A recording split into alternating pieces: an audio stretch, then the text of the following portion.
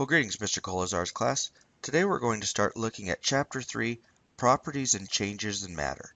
And to do that, our first idea is going to be looking at our states of matter.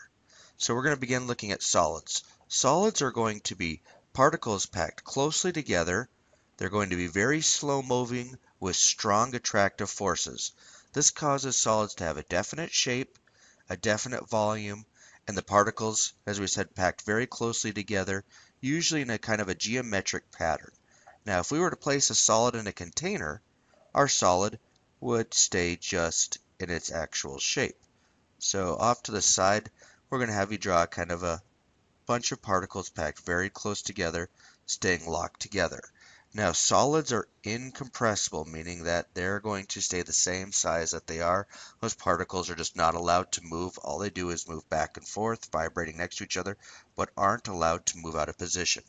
Crystalline solids will be one of our ideas that we'll look at as we're going forward, having a regular geometric pattern. Our second state of matter is going to be liquids. Liquids are spread out a little bit more, move a little bit faster, those particles relative to one another, and there's less attractive forces between them. So liquids are going to take the shape of their container, they have a definite volume, and the particles are allowed to slide by one another.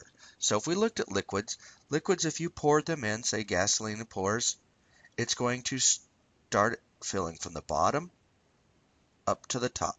So the liquid is going to take the shape of whatever container it's in. Liquids are allowed to kind of scatter and move around each other, slide around each other, but still have a definite volume. Now, they can be disturbed and move, but they'll move back to their original state. We got some mercury here. It'll stay connected together. They have attractive forces between them.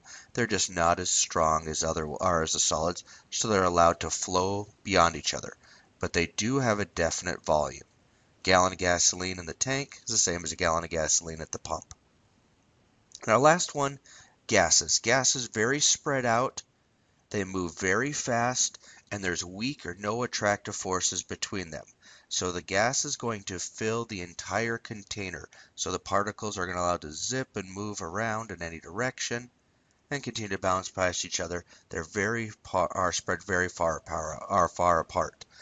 Because they're spread so far apart and going to move around the container, gases are the one state of matter that is compressible. An example is, so we have our scuba tank. Our scuba tank allows a person to have a lot more air compressed into a small amount of space so that they can breathe underwater for a long period of time.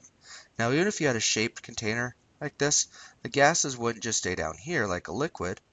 They are free to move around and would fill up the entire space that they're given. So gases constantly moving to fill the entire container. They can change the amount of volume and the amount of space that they take up. Plasma, going to be a state of matter that we talk about a little bit, high energy, ionized, found in the sun and fluorescent lights, but not in this chapter. If you go back now to question 1 in your notes, you can complete that one. And then real world application, a lot of times you hear the word vapor or water vapor. Use that to explain why the weatherman would use the term water vapor for explaining things that are a gaseous substance that are usually a liquid or a solid at room temperature. All right, that gets us a little bit of info on solids, liquids, gases.